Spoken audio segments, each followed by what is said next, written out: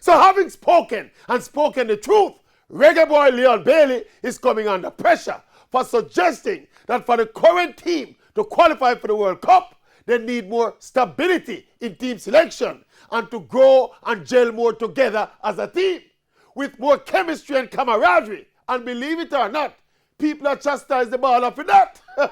Saying he's talking out a turn and he's dissing the JFF and he must diss the coach and Bailey must shut up and play ball and try to carry his Leverkusen performances to the national team and blah, blah, blah, without making the connection between Bailey wanting the team to play with more understanding and chemistry and him, Bailey, being able to execute his best skills and to play his best football for Jamaica. They don't understand that if the Jamaica team is clicking and all the players are on the same wavelength with unity and chemistry and camaraderie, then a baller like Leon Bailey will be better able to express himself to the benefit of the team and the country. People can't see that.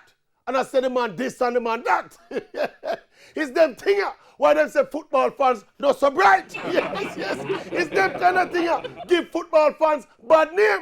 Why them say we are hooligan and we just loud and vulgar and we not no sense? Yes.